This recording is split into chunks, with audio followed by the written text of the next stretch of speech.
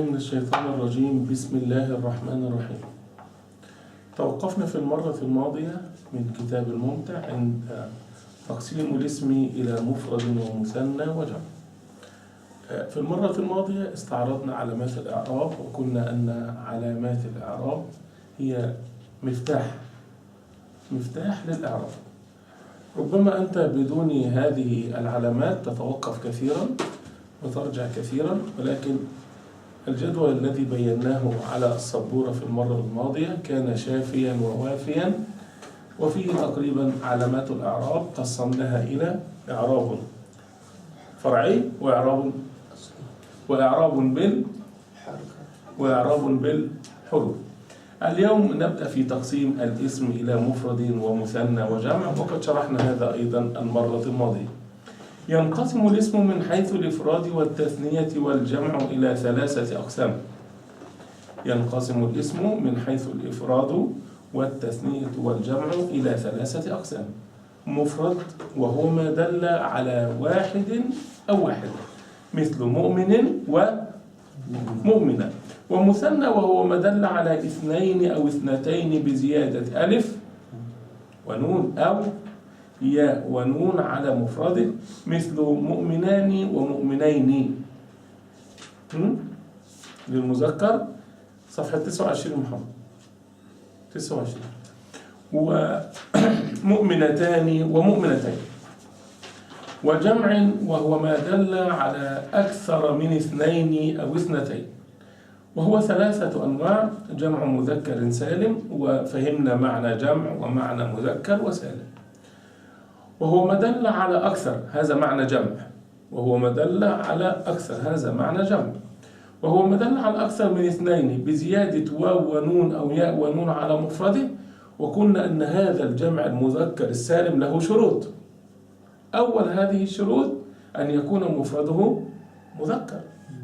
نعم، لابد مفرده يكون مذكر. وثاني شرط أن يسلم وعاقل. نعم. والشرط الثالث أن يسلم عند جمعه من التغيير. يسلم لا يتغير. ميم ميم، كسر كسر، سين سين، سكون سكون، لام لام، كسر كسر، ميم ميم، مسلم مسلمون أو مسلمين.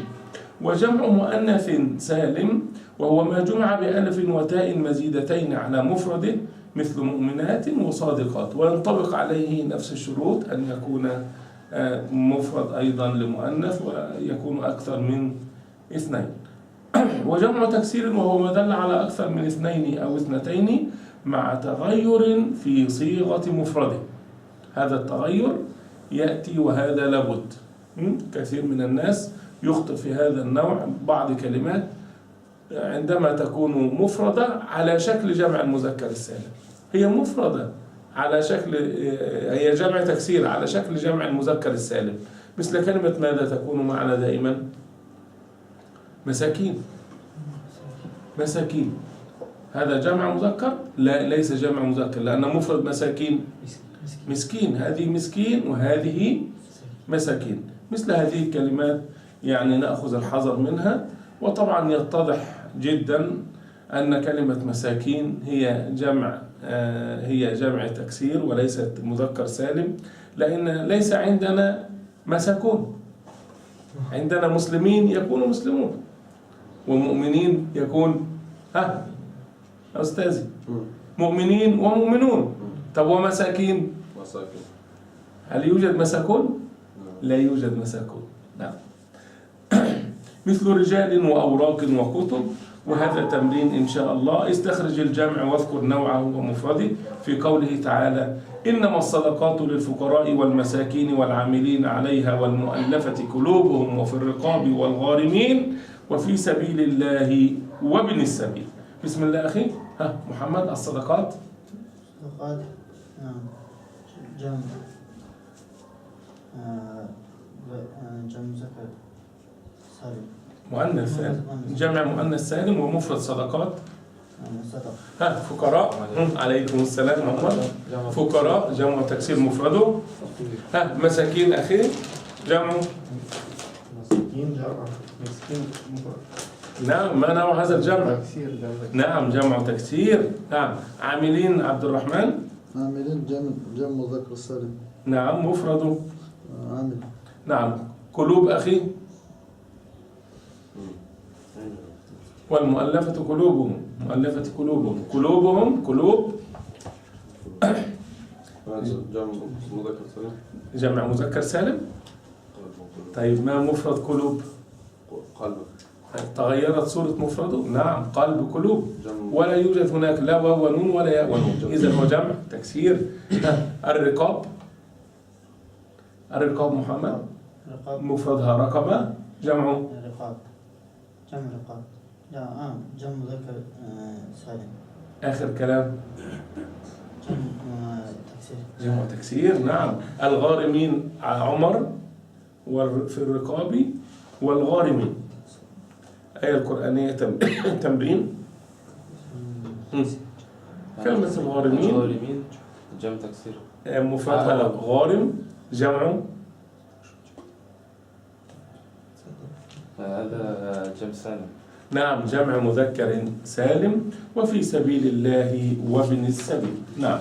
باب معرفة علامات الإعراب، وكل ما سنقرأه هو واضح عندنا وفسرناه في المرة الماضية، لهذا لا يجب أن نأخذ فيه وقت كبير إن شاء الله. نقرأ. نعم. باب معرفة علامات الإعراب. قال المصنف رحمه الله. من المصنف؟ ابن أجروم رحمه الله. باب معرفة علامات الإعراب. قال للرفع 4 علامات: الضمة والواو والألف والنون.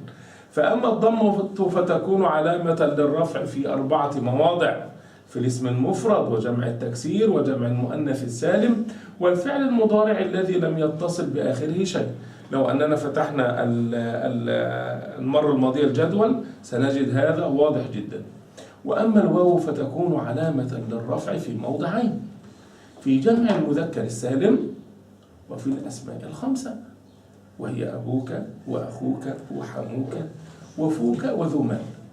وأما الألف فتكون علامة للرفع في تثنية الأسماء خاصة، الألف فقط في المثنى.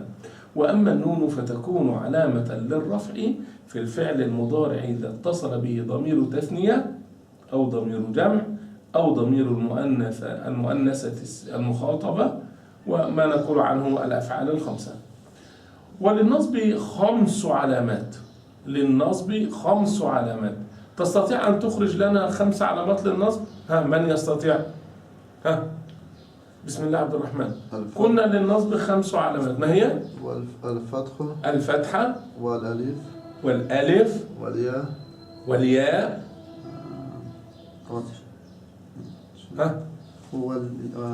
والكسرة. والكسرة.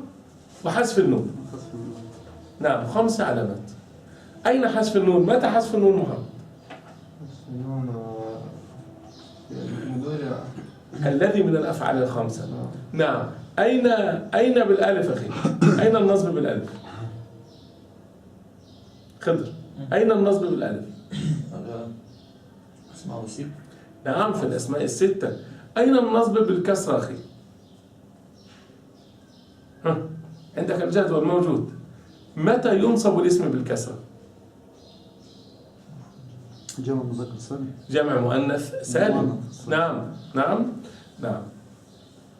ومتى ينصب بالياء محمد؟ الاسم أو الكلمة متى تنصب بالياء؟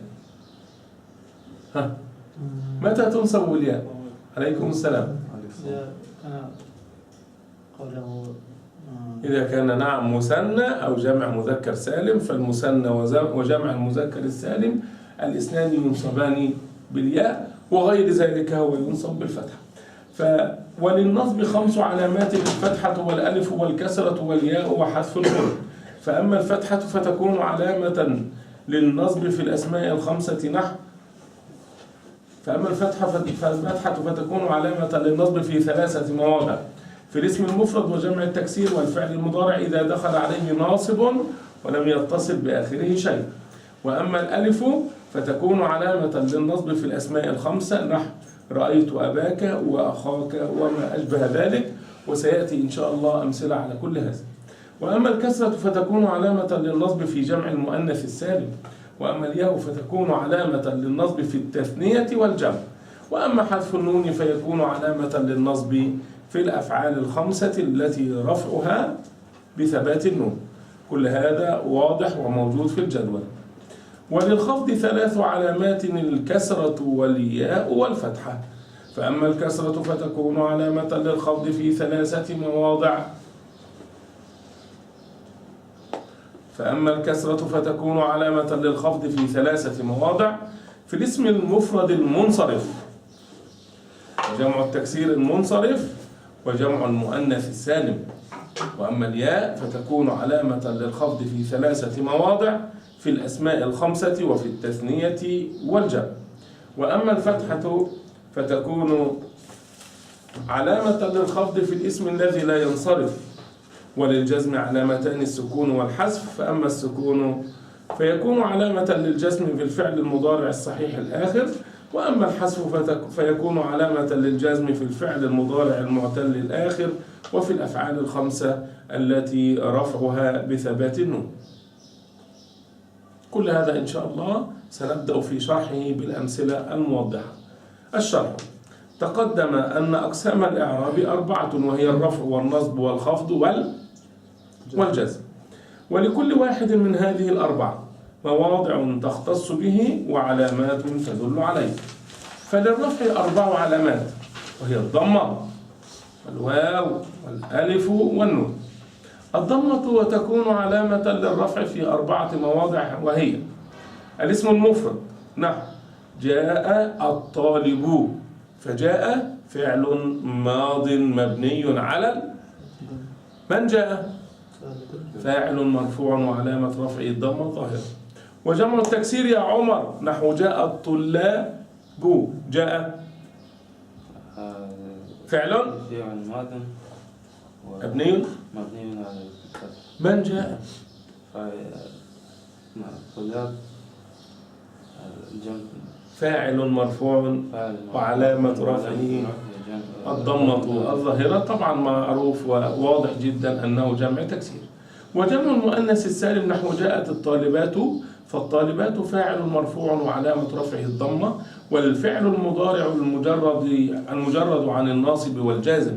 مجرد يعني ليس قبله ما ينصبه ولا يجزمه، ولم يتصل به شيء، نحو الطالب يكتب، فيكتب فعل مضارع مرفوع وعلامة رفعه الضمة الظاهرة.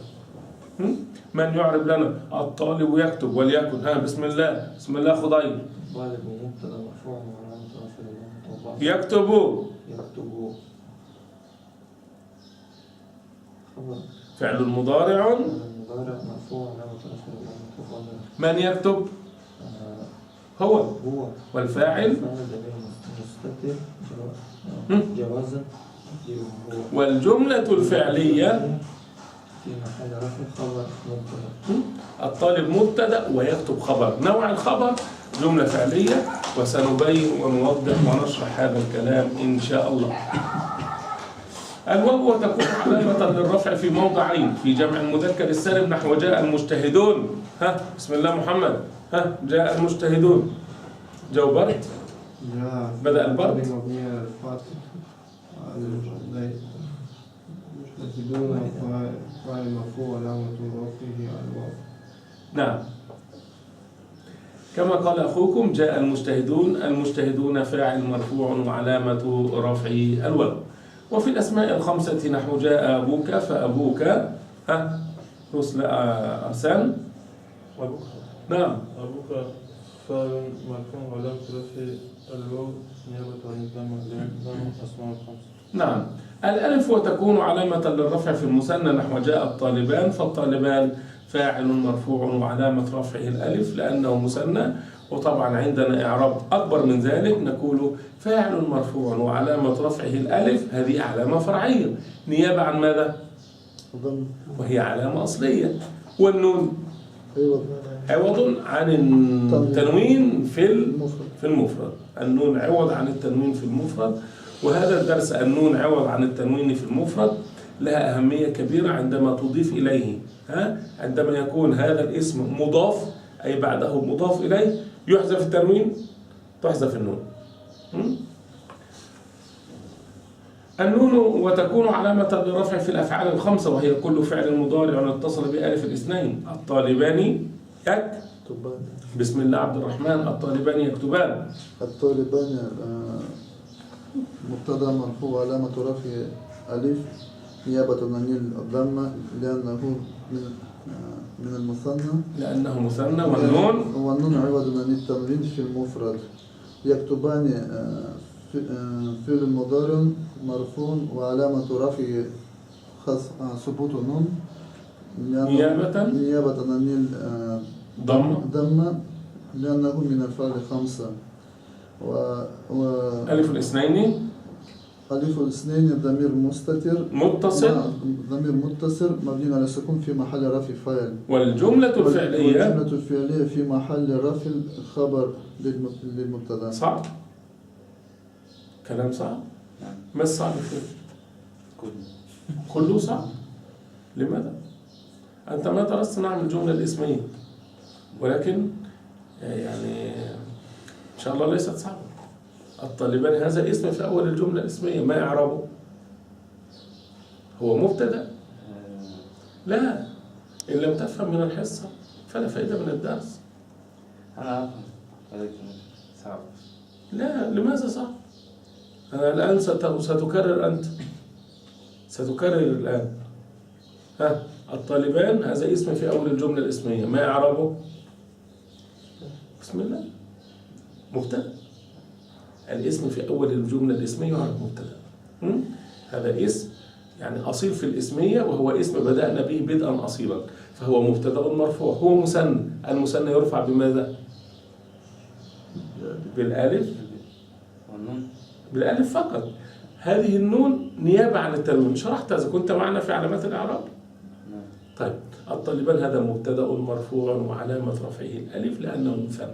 الطالبان كانت الطالب يكتب، الطالبان يكتبان. مبتدأ مرفوع وعلامة رفعه الألف لأنه مثنى. الطالبان بسم الله.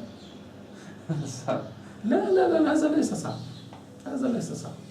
أنت لا تريده. هو صديقك النحو، هذا صديق وفي جاء ورأيته في المسجد. هو من بلدك، من أسرتك، من عائلتك، ولكنك تبتعد عنه. لا تبتعد عن النحو، اقترب منه. اقترب منه يقترب منك. كلنا كان هذا صعب علينا، لكن لابد نتعود. والفائدة في الدرس في شيء واحد، في التكرار. أنت مع التكرار تكرار تكرار تكرار. الأول صعب، بعد ذلك تتعود على السماع، بعد ذلك تحفظ، بعد ذلك أنت الذي تكون أستاذ هنا إن شاء الله. هكذا يبدأ النحو. بغير هذا لا تنتظر حتى تذهب إلى البيت، لا تنتظر، من هنا تتعلم. عندنا وقت والحمد لله، عندنا ما في عندنا أي مشكلة، نتعلم إن شاء الله. فرصة فرصة إن شاء الله. الطالبان كما قال أخونا عبد الرحمن، الطالبان مبتدأ مرفوع وعلامة رفعه الألف لأنه مثنى. وهذه النون عوض عن التنوين في المفرد، أصلها طالب، أصبحت الطالبان. ويكتبان هذه جملة فعلية مكونة من فعل وفعل. يكتبان هو فعل مضارع، ليس قبله حرف ينصبه فيكون بفتحة، ولا حرف يجزم يكون بسكون. وهذه أفعال خمسة ليس قبلها حرف ينصبه فيحذف النون، أو يجزمه فتحذف النون. إذن يكتبان فعل مضارع مرفوع وعلامة رفعه ثبوت النون. كان في الأصل ماذا؟ ضم. وهذه ألف الاثنين في محل رفع فاعل. والجملة الفعلية خبر إن شاء الله. وأواو الجماعة نحو الطلاب يكتبون. بسم الله أخي ممكن؟ بسم الله. الطلاب يكتبون. الطلاب مبتدأ مرفوع وعلامة رفعه الضمة. نعم، هذا اسم في أول الجملة الاسمية، مبتدأ مرفوع وعلامة رفعه الضمة الظاهرة. يكتبون فعل مضارع مرفوع وعلامة رفعه الواو. ثبوت النون. ثبوت النون. الواو عندما يكون جمع مذكر سالم. الطلاب كاتبون، لكن هنا الطلاب كاتبون اسم أم فعل؟ يكتبون هذا اسم أم فعل؟ فعل. إذا كان فعل ثبوت النون، إن كان اسم بالواو. العمال عاملون في المصنع. العمال عاملون، نعم هذا مرفوع بالواو. العمال يعملون، هذا مرفوع بثبوت. فرق بين جمع المذكر السالم، هذا خاص بالأسماء، أما الثاني فهو فعل. نعم بسم الله. ها يكتبون. يكتبون فعل مضارع مرفوع وعلامة رفعه لأنه من الأفعال الخمسة. واو الجماعة هو يكتب، وعلامة الإعراب النون. بقي عندنا الواو. ما هذه الواو؟ فاعل. نعم ضمير متصل في محل رفع فاعل. والجملة الفعلية خبر. الطلاب يكتبون. ها مرة أخرى. الطلاب مبتدا مرفوع وعلامة رفعه الضمة. يكتبون فعل مضارع مرفوع وعلامة رفعه ثبوت الواو لأنه من الأسماء الخمسة. أفعال الخمسة. أفعال خمسة. ها وواو الجماعة. والجمع ضمير متصل في محل رفع فاعل. والجملة خبر. والجملة الفعلية في محل رفع خبر. أحسنت أخي. ليس إن شاء الله صعب إن شاء الله. الأستاذ الكبير محمد. أو ياء المخاطبة. نعم أنت تكتبين. بسم الله أعرب أنت. أنت ضمير منفصل في محل رفع مبتدأ. نعم ضمير منفصل، وكل الضمائر مثل كل الحروف مبنية. ضمير منفصل مبني على الكسر في محل رفع مبتدأ. بسم الله ما شاء الله. تكتبين في المضارع مرفوع علامة رفعه نون ثبوت نون لأنه أفعال خمسة. وياء المخاطبة تكتب ونون، يتبقى الياء. ما هذه الياء؟ يا ضمير متصل مبني على السكون في نعم مبني على السكون في محل رفع فاعل. والجملة الفعلية فعلية خبر المبتدأ في محل رفع خبر المبتدأ. والجملة الفعلية تكتب، والنون علامة الإعراب، وياء المخاطبة، والجملة من الفعل والفعل في محل رفع خبر. ماذا أرسل؟ ماذا مشكلة؟ أنا أعرف تريد أن تسمع مرة ثانية من محمد. نعم أنا أعرف تريد أن تسمع مرة ثانية. بسم الله. أنت ضمير منفصل مبني على الكسر في محل رفع مبتدأ. تكتبين في المضارع مرفوع علامة رفعه ثبوت نون لأنه أفعال خمسة. وياء ضمير متصل في محل رفع. عليكم السلام تفضل. ها والجملة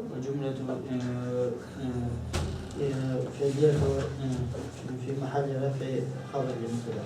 نعم والجملة الفعلية إن شاء الله. هذا الدرس سيكرر مرة ثانية بالتفصيل. كل هذا سيأتي مرة أخرى إن شاء الله بالتفصيل. وللنصب 5 علامات، وهي الفتحة والألف والكسرة والياء وحذف النون. الفتحة وتكون علامة للنصب في 3 مواضع، هي الاسم المفرد. الاسم المفرد نحو أفاد المعلم الطالب. ها بسم الله. أفاد المعلم الطالب. أفاد في المضارع ماضي مبني على الفتح. من أفاد؟ المعلم نعم. فاعل مرفوع وعلامة رفعه الضمة الظاهرة. ها الطالب خبر مفعول به منصوب وعلامة نصبه الفتحة الظاهرة. نعم. أفاد المعلم الطالب، فالطالب مفعول به منصوب وعلامة نصبه الفتحة. وجمع التكسير نحو أفاد المعلم الطلاب. ها بسم الله خضير. هذا الفعل الماضي مبني على الفتح لا محله من الإعراب. المعلم فاعل مرفوع علامة رفعه الضمة الظاهرة. الطلاب مفعول به منصوب وعلامة نصبه فتحة الظاهرة. أحسنت. والفعل المضارع إذا دخل عليه ناصب بما ينصب بالفتحة. ها نعم. والفعل المضارع إذا دخل عليه ناصب نحو لن يكتب الطالب. بسم الله محمد. لن حرف نصب والاستقبال. حرف نفي ونصب واستقبال. نفي ونصب واستقبال. مبني مبني على السكون محله من الإعراب يكتب في المضارع منصوب بلام وينقلب الفتحة الظاهرة الطالب فاعل مرفوع له في ضمير لا يكتب الطالب كما قال أخوكم، فيكتب فعل مضارع منصوب وعلامة نصبه الفتحة. الألف وتكون علامة للنصب في الأسماء الخمسة نحو أفاد المعلم أباك. بسم الله أرسل. أفاد فعل مبني على الفتح، المعلم فاعل مرفوع علامة رفعه الضمة الظاهرة، أباك أبا مفعول به منصوب وعلامة نصبه ألف نيابة عن الفتحة لأنها أسماء الخمسة، كضمير متصل مبني على الفتح في محل جر مضاف إليه. طبعا إعراب جميل، إعراب صحيح. ويعني أخونا يعني أرسان ليس له عمر كبير في اللغة العربية، هو حديث عهد باللغة العربية، لكن فيه يعني شيء واحد هو الذي سيجعله يصل إن شاء الله. هو يحب التكرار والسماع الكثير. التكرار والسماع الكثير هذا يؤثر في الإنسان، يؤثر فيه كثير، ويجعله حتى ولو هو ضعيف العقل قليل يعني الذكاء، حتى ولو هو كذلك خلاص يكون في مصاف الأذكياء إن شاء الله. لماذا؟ بالصبر. أنا أصبر على العلم. ربما واحد فينا هو يعني لا يفهم مثل الآخر، وهذه الله وزع هذا رزق من الله وزعه. أنا ذكي، غيري ليس ذكي، غيري ذكي وأنا أفهم من مرتين، ربما آخر يفهم من مرة واحدة. أنا أستطيع بفضل الله من خلال التكرار أن أكون مثله وأفضل منه.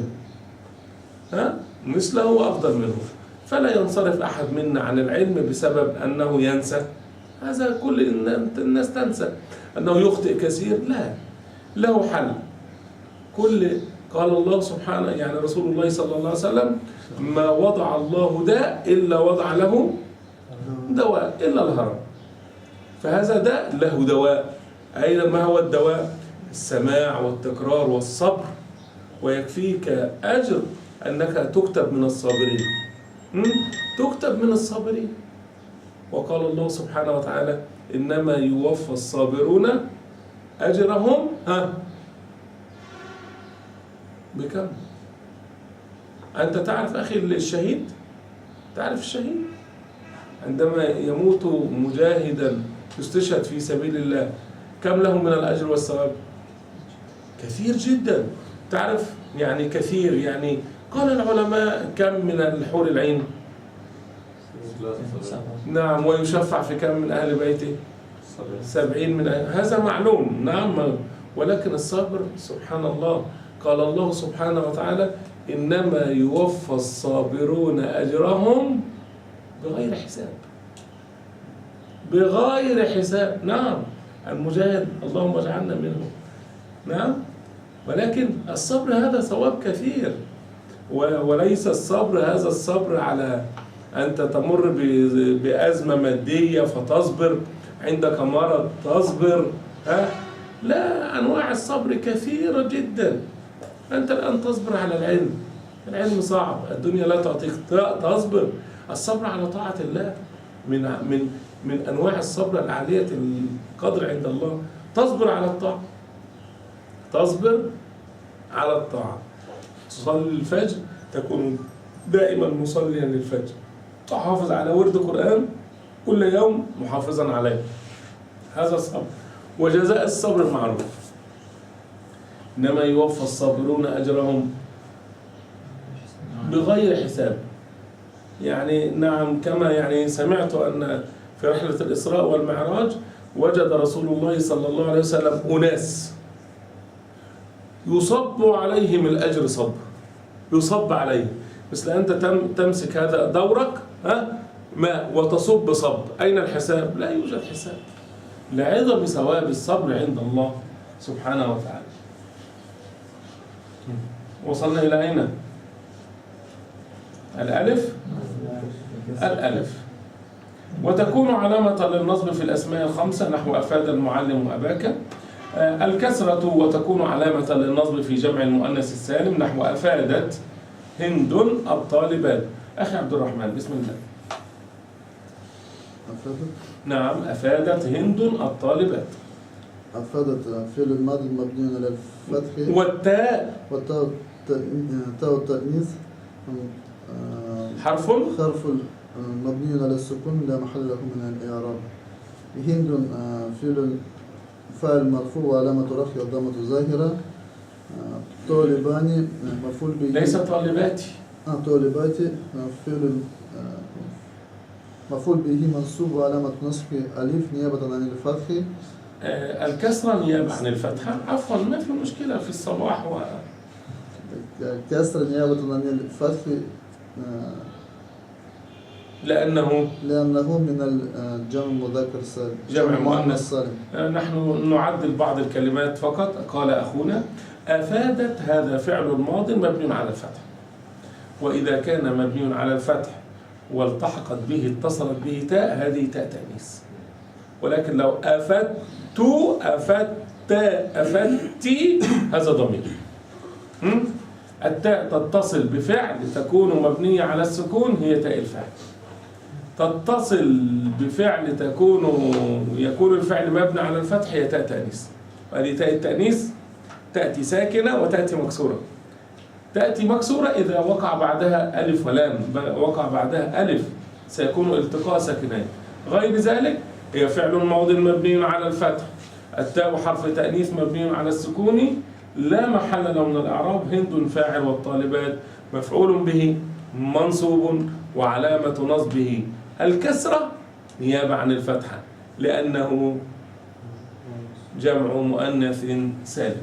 فالطالبات مفعول به منصوب وعلامة نصبه الكسرة الياء، وتكون علامة للنصب في موضعين في المثنى نحو أفاد المعلم الطالبين. بسم الله أخي الفاضل. أفاد فعل ماضي مبني على الفتحة لا محل له من الإعراب. سنختلف معك. أنت تقول فعل ماضي مبني على الفتحة.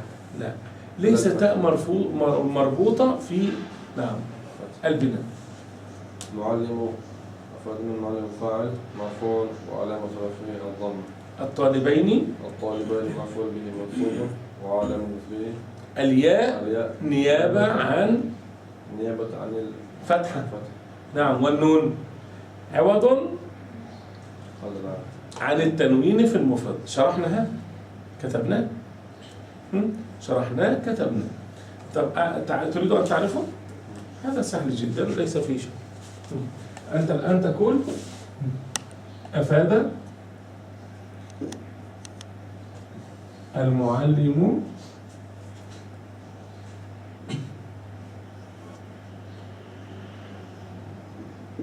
طالبا. هذه جملة. أفاد المعلم طالبا. أنت تريد تسنيته فتقول أفاد المعلم الطالبين، لأنها تقدر التنوين في حالة النصب فقط. الطالبين. الذي حدث هنا فتحة وتنوين. في المثنى هذه الفتحة صارت ياء، فهو مفعول به وهو منصوب وعلامة نصبه الياء. الياء بدل من ماذا؟ نيابة عن الفتحة. خلاص انتهى. نيابة عن الفتحة. يبقى لك هذا تنوين. هذا تنوين هو هذا. انظر هو أفاد طالبا. هذا هو التنوين. النون صارت نون. نقول والنون عوض بدلا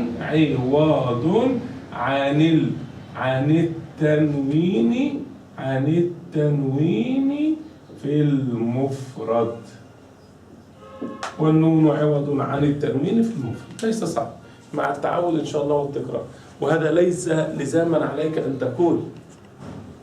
ليس لازم، لا، نقول في بداية التعلم، بعد ذلك نترك، لكن نعرفه ونحفظه ويعني هذا الكلام يكون معنا، ثم بعد ذلك اترك عندما تتقدم في الإعراب.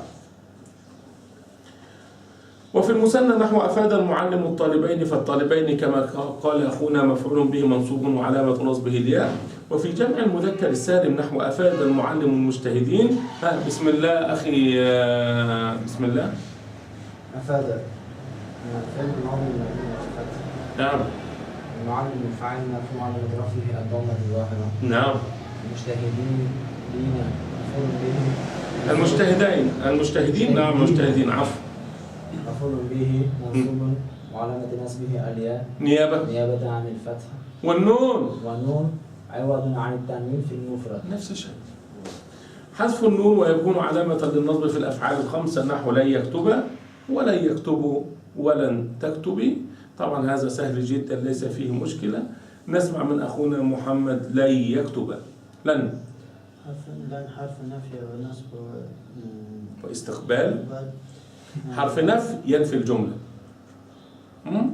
ينفي لن يكتب لا، ونصب لأنه بعده الفعل منصوب، واستقبال هو ينفي الزمن المستقبل الذي لم يحدث بعد. لن يكتب لا تقول أمسي، قل غدا. لن يكتب هذا المستقبل. نعم. ولم تنفي الماضي، لم يكتب أمسي لن يكتب غدا. هذا الماضي الذي فيه ميم ماضي الذي فيه نون مستقبل، فتقول حرف نفي ونصب واستقبال. مبني على سكون محل من الإعراب. يكتب في المضارع منصوب علامة النصب منصوب بلن علامة نصبه حذف النون لأنه أفعال خمسة. نعم، حذف النون نيابة عن الفتحة لأنه من الأفعال الخمسة. وألف الاثنين أخي. ألف الاثنين ضمير متصل مبني على السكون في محل النصب مفعول. مرة ثانية. وألف الاثنين ضمير متصل مبني على السكون في محل رفع فاعل. نعم، في محل رفع فاعل. طبعا بعض الطلاب الأعاجم يغيب عنهم اللفظ، هو يقصد مفعول به فيكون مضاف. هذا مع التعود إن شاء الله كل هذا سينتهي إن شاء الله. لن يكتب ومثله تماما لن يكتبوا. لن يكتبوا أصلها يكتبون، عندما دخلت اللام لن حذفت النون. تعرف لن كيف عمر؟ لن اعرب لن حرف نفي ونصب واستقبال مبني على ماذا؟ لا محل له من الإعراب.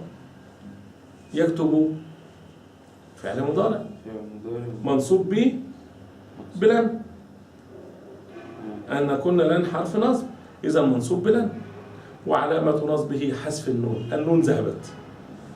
وهو الجماعة هذا ضمير في محل رفع فاعل. ضمير واو الجماعة. ألف الاثنين ياء المخاطبة ضمير. هو ضمير متصل أم منفصل؟ متصل. هو ضمير متصل. وكل الضمائر هو ضمير متصل مبني. وعندنا الألف والواو والياء مد، وكل حروف المد تبنى على سكون. ضمير نعم، متصل نعم، مبني نعم على السكون. وما إعرابه؟ هو فاعل، إذن في محل رفع فاعل. ضمير متصل مبني على السكون في محل رفع فاعل. بسم الله. لا يكتب. أعرف عمر. لن يكتب. لن حرف نفي واستقبال نفي ونصب واستقبال. نصب واستقبال. بسم الله ما شاء الله. مبني على السكون. لا محل له من الإعراب. لا محل له من الإعراب. يكتب.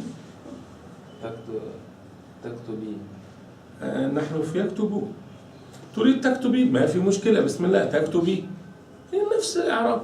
فعل مضارع منصوب. فعل مضارع منصوب بلن وعلامة نصبه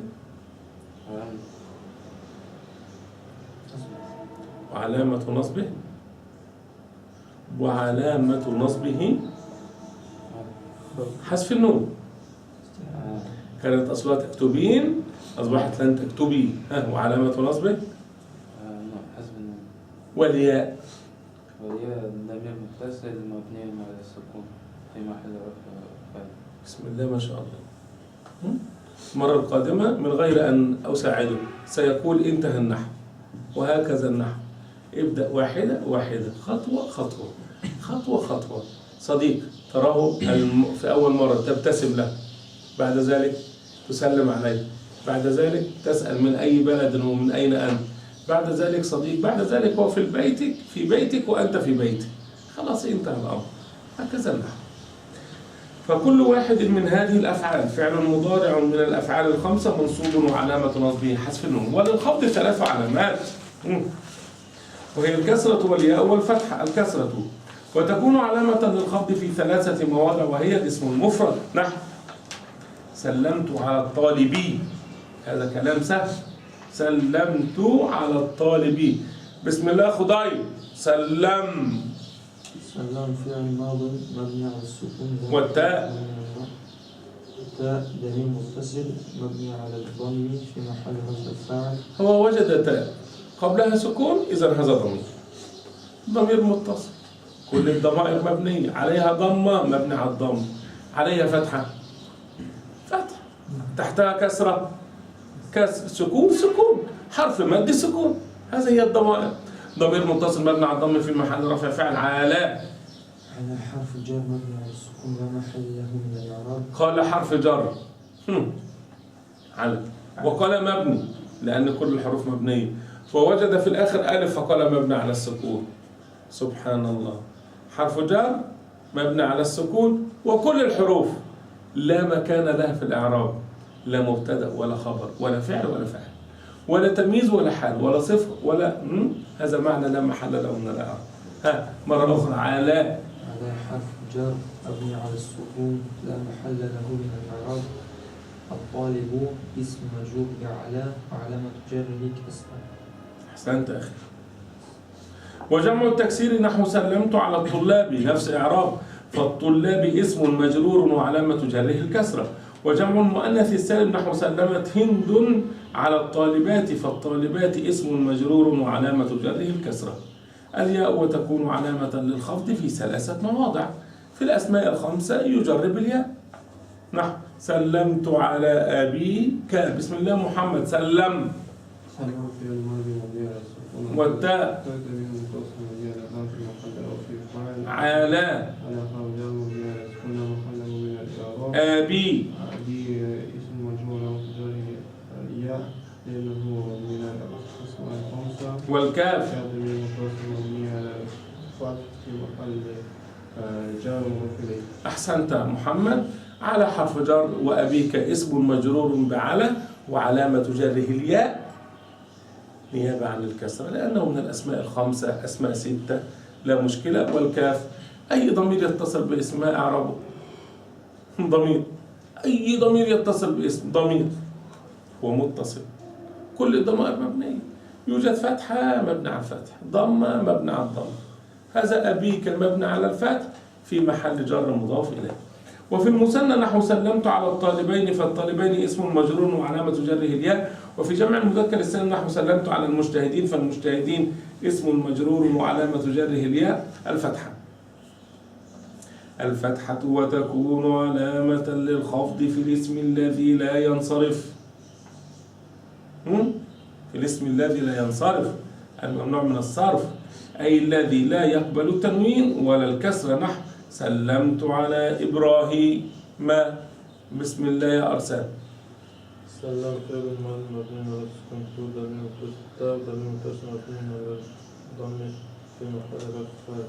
على حرف جر مبني على السكون لا محل له من الإعراب. إبراهيم اسم مجرور بعلى وعلامة جره ألف نيابة عن وعلامة جره الفتحة. فتحة نيابة عن الكسرة لأنه ممنوع من الصرف. نعم. فإبراهيم اسم مجرور وعلامة جره الفتحة. وللجزم علامتان، وهما السكون والحذف. 1 السكون، ويكون علامة للجزم في الفعل المضارع الصحيح الآخر، أي الذي ليس آخره حرف علة، ألفا أو واوا أو ياء. هذا نعم. نحو لم يكتب. بسم الله عبد الرحمن. لم يكتب. لم حرف النفي والجزم والقلب مبني على السكون لا محل له من الإعراب. يكتب فعل المضارع مجزوم بلم وعلامة جزمه السكون، والفاعل ضمير مستتر وجوبا جوازا تقديره هو. أحسنت يا أخي. فلم يكتب. لم قال أخوكم حرف نفي. نعم معروف حرف نفي. ثم قال جازم لأن ما بعده مجزوم. كانت لن حرف نفي ونصب. هذه لم ميم حرف نفي وجزم. ثم زاد كلمة لا أدري من أين أتى بها. يقول قلب. من أين أتى بهذا قلب؟ ما معنى قلب محمد؟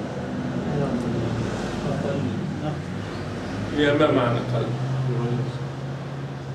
يعني مثل أنت تصنع طعام تقلب؟ تقلب الصفحات. جميل. طب ما هو قلب هنا؟ ماذا قال قلب؟ يغير ماذا؟ هي كلمة يكتب هذه فعل مضارع تتكلم عن أي زمن؟ الآن عندما تدخل عليها لم تتكلم على الماضي. قلب الزمن بعد أن كان مضارع صار ماضي. يكتب محمد الدرس الآن. نعم. لن يكتب في المستقبل. لم يكتب في الماضي. حرف نفي وجزم وقلب مبني على السكون لا محل له من الإعراب. يكتب فعل مضارع مجزوم بلام وعلامة جزم السكون صحيح الآخر. الحذف وهو على نوعين: حذف حرف العلة ويكون في الفعل المضارع المعتل الآخر. نحو زيد لم يسعى ولم يدعو ولم يمشي. كان هنا زيد لم يسعى. أين الألف؟ ذهبت الألف. انظر سبحان الله. كل هذا إن شاء الله سيكرر مرة ثانية. يسعى يسعى يمشي يجري يدعو. عندما دخلت لم حذف هذا. لم يس صارت هذا. لم يسعى لم لم يجري لم يدعو. خلاص هذه حذفت هذه حذفت هذه حذفت. صار فعل مضارع مجزوم بماذا؟ مجزوم بلم وعلامة جزمه أين حرف العلة؟ ذهب حرف العلة. حذف حرف العلة. تريد زيادة؟ لا مشكلة. والفتحة دليل على حذف الألف. هذا دليل على أن المحذوف ألف. هنا الكسرة دليل على حذف دليل على حذف ماذا؟ الياء. دليل على حذف الياء. هنا الضمة دليل على حذف. كل هذا كثير عليك، ليس كله مطلوب. يكفي جدا تقول هذا فعل مضارع مجزوم بلم وعلامة جزمه حذف حرف العلة. لا تقول هذا، ولكن لو تريد زيادة في بداية التعلم فهذا جيد جدا، حتى بعد ذلك لا تنسى إن شاء الله. نحو زيد لم يسعى ولم يدعو ولم يمشي. فكل واحد من هذه الأفعال فعل المضارع المعتل الآخر مجزوم وعلامة جزمه حذف حرف العلة. وحذف النون ويكون في الأفعال الخمسة نحو لم يكتبا لم يكتبوا لم تكتبي، مثل النصب تماما. كانت أصلها يكتبان ويكتبون وتكتبين. عندما دخلت لم حذفت النون. فلم فكل واحد من هذه الأفعال فعل مضارع من الأفعال الخمسة مجزوم وعلامة جزمه حذف النون. هذا مخطط يوضح أنواع الإعراب وعلاماته. ومرة ثانية نكرر كل هذا الكلام الذي قلناه مرة أخرى. ماذا المشكلة؟ لا مشكلة، كل ما قلناه مرة أخرى سنكرره. سبحان الله. وبعض الناس يقول أنا أمل من هذا، عندي ملل، لا أريد تكرار. لا، نظرا لأهمية هذا الموضوع علامات الإعراب كررها الكاتب رحمه الله المصنف أكثر من مرة. لماذا؟ حتى تثبت. فإذا ثبتت علامات الإعراب إن شاء الله صار معك النحو هين لين سهل. وإن وقفت معك علامات الإعراب أعوذ بالله تخبطت ولم تستطع، تخبط شديد. المعربات قال المصنف رحمه الله. عندنا وقت؟ نعم عندنا وقت إن شاء الله. المعربات قسمان: قسم يعرب بالحركات، ضم فتحة، ضم فتحة، كسر سكون، حركات. وقسم يعرب بالحروف، ألف وواو، وثبوت النون وحذف النون، وحذف حرف العلة. فالذي يعرب بالحركات 4 أنواع: الاسم المفرد وجمع التكسير وجمع المؤنث السالم والفعل المضارع الذي لم يتصل بآخره شيء، وكلها ترفع بالضمة وتنصب بالفتحة وتخفض بالكسرة وتجزم بالسكون. وخرج عن ذلك 3 أشياء: جمع المؤنث السالم ينصب بالكسرة، والاسم الذي لا ينصرف يخفض بالفتحة، والفعل المضارع المعتل الآخر يجزم بحذف آخره. كل هذا موجود عندك في الجدول الشرح. هذا الفصل لخص تلخيص لخص فيه المصنف جميع ما تقدم في باب علامات الإعراب. لخص جميع ما تقدم في باب علامات الإعراب. الذي لم يفهم أول سيفهم الآن إن شاء الله، والذي عنده العلامات مهزوزة مهتزة ستثبت إن شاء الله. لكن كما قلنا ما ضاع علم لن يضيع إن شاء الله علم بين شيئين لا غنى لأحدهما على الآخر. شيء معه شيء آخر. ما هو مع عبد الرحمن؟ ما ضاع علم لن يضيع إن شاء الله علم بين. نعم، دائما تقول هذا وتقول لطلابك وتقول لكل من تحب: ما ضاع علم بين. تفهم؟ ده ويقول لا أفهم. لماذا؟ أنت تفهم أخي، أنت تفهم جدا أخي سبحان الله. ما ضاع علم إن شاء الله لن يضيع أبدا. ما ضاع علم بين شيخ، ولو أي شيخ صغير لا مشكلة، علم كبير، بين شيخ مواظب وبين طالب مجتهد. لن يضيع العلم إن شاء الله بين هذين الاثنين، عمره لن يضيع أبدا. عندك شيخ مواظب، طالب مجتهد، يدوم العلم ويبقى ويكبر. أحدهما يقع خلاص ذهب. شيخ ليس مواظب اتركه لو أنت طالب مجتهد. ولو شيخ مواظب وعنده طالب ليس مجتهد يطرده. ولو استقام الاثنين سبحان الله، لو استقام الاثنان كان هناك علم. شيخ مواظب، طالب مجتهد، قمة في الأداء. إن شاء الله نعم يكون فائدة كبيرة جدا. يسقط واحد منهم خلاص أرسل، انتهى كل شيء. شيخ جيد ويواظب ويأتي كل يوم ولا يتأخر إلا نادر ولأسباب. ضمننا الشيخ، ضمننا المدرس، وهذا كله ليس علم. يعني يدرس هذا ليس علم. وأنا لست معلم فز، لست أنا قارئ مثلكم. لا، الفرق بيني وبين عبد الرحمن شيء واحد: أنا أدرس، هو لم يدرس فقط. عندما يدرس وهو يقرأ أكثر مني يكون أفضل مني. نجد طلاب أفضل من كثير من المدرسين سبحان الله. أنا عندي طلابي أفضل مني وأنا أعترف وأقول لماذا؟ خلاص أوقفت نفسي، كتاب ممتع، تطبيق نحوي قليل جدا، نحو وافي عندما يأتي بعض طلاب قليل جدا. هذا هو العلم الذي اكتسبته، لا أعرف غيره.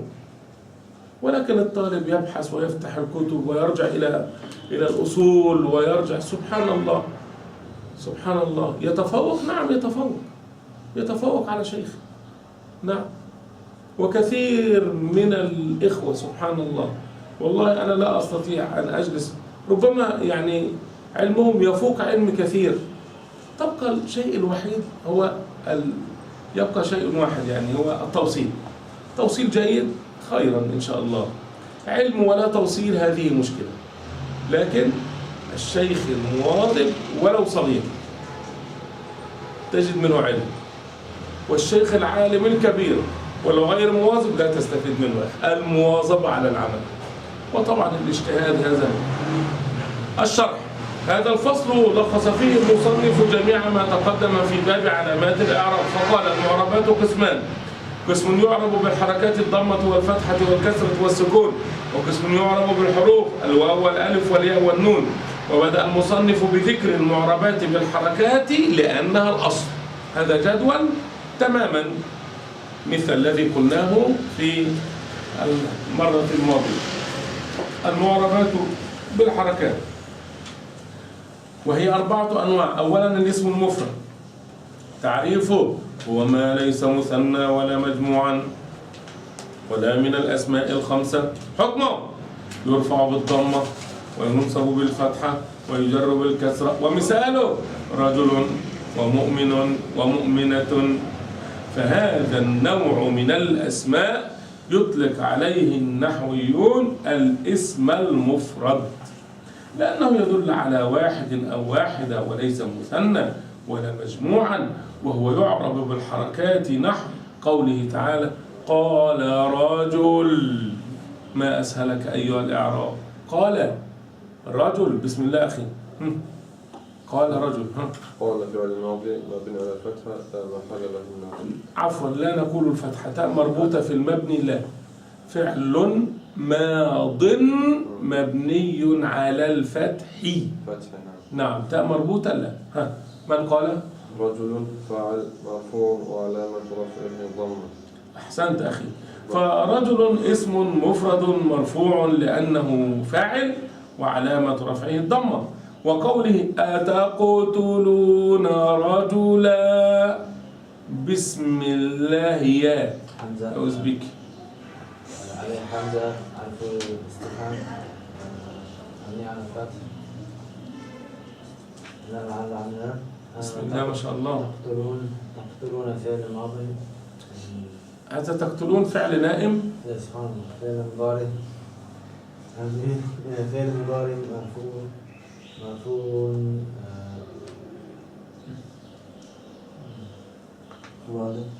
هو نوم. هو انظر، هو والنوم واحد. هو نائم. مرفوع علامة رفعه الواو. انظر، نعم نائم. لا لا. سبحان الله. كيف يسمى هذا طالب يأتي الدرس نائم لأي سبب؟ أنت لو نمت قبل الفجر 4 ساعات 5 ساعات تكفيك جدا. 5 ساعات. لو أنت تعمل طول نهار لا تنام طول نهار، فما بالك تنام طول نهار وتأتي الفجر نائم؟ ما هذا؟ طالب، بسم الله. طالب، الهمزة حرف استفهام مبني على الفتح لا محل له من الإعراب. تقتلون فعل مضارع مرفوع علامة رفعه ثبوت النون. ورجلا مفعول. لا. مفعول به. لا. والواو. والواو ضمير متصل مبني على السكون في محل رفع فاعل. رجلا مفعول به منصوب وعلامة نصبه الفتحة الظاهرة. نعم، كما قال أخوكم النائم: الهمزة حرف استفهام مبني على الفتح لا محل له من الإعراب. تقتلون فعل مضارع مرفوع وعلامة رفعه ثبوت النون. تقتلون نون علامة رفع ثبوت النون لأنه من الأفعال الخمسة. وهذه واو الجماعة. أتقتلاني ألف الاثنين، أتقتلين ياء المخاطبة، هذه واو الجماعة. ضمير متصل مبني على السكون في محل رفع فاعل. ضمير في محل رفع فاعل. ماذا تقتلون رجلا مفعول به منصوب وعلامة نصبه الفتحة. وقوله تعالى أوحينا إلى رجل. بسم الله محمد. أوحي فعل ماضي مبني على السكون. بسم الله ما شاء الله. والنا ضمير متصل وجوبا تقدير نحو. والنا ضمير متصل مبني على السكون في محل رفع فاعل. أوحى، من أوحى؟ نا تعود على الله سبحانه وتعالى. إلى حرف جر مبني على السكون محل من الإعراب. رجل اسم مجرور بإلى علامة جره كسر الظاهرة. أحسنت محمد.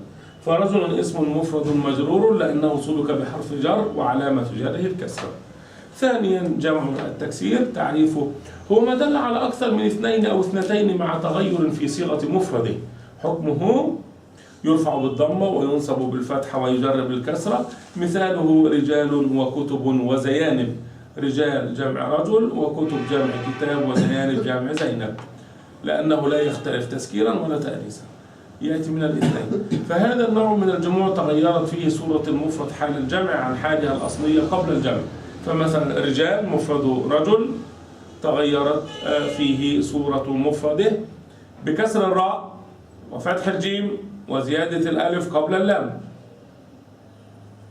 هذا حدث تغير، حدث تكسر. ومن أجل هذا التغير الذي يشبه تكسير الشيء بعد أن كان صحيحا يسمى هذا النوع من الجموع يا خضير يسمى جمع تكسير، وهو يعرب بالحركات. نحو قوله تعالى الرجال قوامون على النساء. خضير الرجال مبتدأ مرفوع وعلامة رفعه الضمة الظاهرة. قوامون فاعل نعم. فاعل مرفوع. فاعل. أين فعله حبيبي؟ أين فعله يا لبوتي؟ لبوتي لبوت لبلو لبلي لبوت يا حبيبي. قوامون عمية روسين. عمية روسين. شنداه. قوامون خبر مرفوع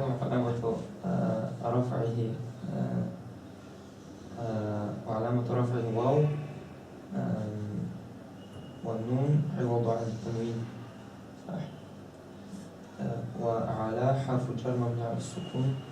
والنساء اسم مجرور بعلى وعلامة جره كسرة ظاهرة. أخوكم قال الرجال قال يا أستاذ هذا اسم في أول الجملة الاسمية ما إعرابه؟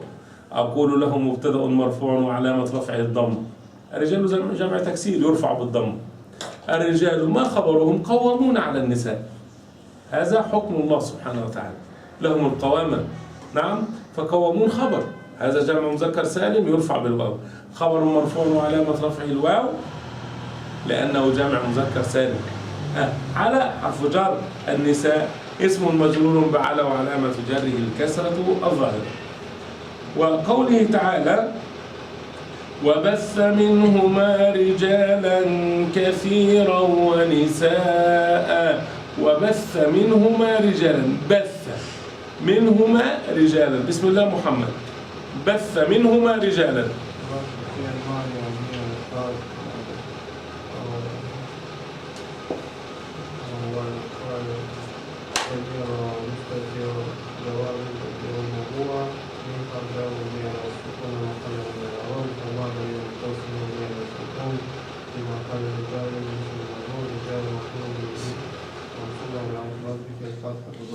أحسنت أخي. وقوله وبث منهما رجالا أخونا محمد قال الواو على حسب ما قبلها، قد تكون عاطفة قد تكون استئنافية قد تكون مع القرآن الكريم عندما تأتي الواو في بداية الآيات نقول على حسب ما قبلها. بث فعل ماض مبني على الفتح. من بث؟ الله. والفاعل ضمير مستتر هو جوازا تقديره بس هو رجالا، والفاعل ضمير مستتر جوازا تقديره هو. منهما من حرف جر مبني على السكون لا محل له من الإعراب. هما ضمير متصل مبني على السكون في محل جر اسم مجرور. ورجالا مفعول به منصوب علامة نصبه الفتحة. فرجالا جمع تكسير منصوب لأنه مفعول به وعلامة نصبه الفتحة. وقوله تعالى وللرجال عليهن درجة. وللرجال عليهن درجة. الواو على حسب ما قبلها. اللام حرف جر مبني على الكسر لا محل له من الإعراب. رجال اسم مجرور باللام وعلامة جر أين ألف للرجال؟ نعم، عندما يدخل حرف الجر اللام على الكلمة المعرفة تحذف ألفها. الرجال تكون للرجال. إذا اللام حرف جر والرجال اسم مجرور باللام وعلامة جره الكسرة. وشبه الجملة هذا شبه جملة في محل رفع خبر مقدم عند ابن أجره، متعلق بمحذوف خبر مقدم عند جمهور النحاة. وعليهن جر ومجرور أيضا. وكلمة درجة مبتدأ مؤخر مرفوع وعلامة رفعه الضمة. الشاهد الكلمة التي نريد هي كلمة الرجال. فالرجال جمع تكسير مجرور لأنه سبق بحرف جر وعلامة جره الكسرة. إلى هنا نتوقف عند هذا التمرين إن شاء الله. نعم، درجة خبر مبتدأ مؤخر. مبتدأ مؤخر. نعم، وللرجال خبر مقدم. درجات للرجال عليهن. للرجال درجة. للرجال أيضا مبتدأ. هذا خبر مقدم. يرحمك الله. خبر مقدم ومبتدأ مؤخر إن شاء الله. ونقف عند هذا المرة القادمة إن شاء الله. في الغد إن شاء الله نبدأ بجمع المؤنث السالم وننتهي إن شاء الله من المعربات بالحروف بالحركات لنبدأ درس جديد وننطلق انطلاقة أخرى. نعم، غدا الحصة تكون مهمة. نبدأ بالأفعال غدا إن شاء الله، ننتهي إن شاء الله. الله المستعان. سبحانك اللهم وبحمدك نشهد أن لا إله إلا أنت نستغفرك ونتوب إليك.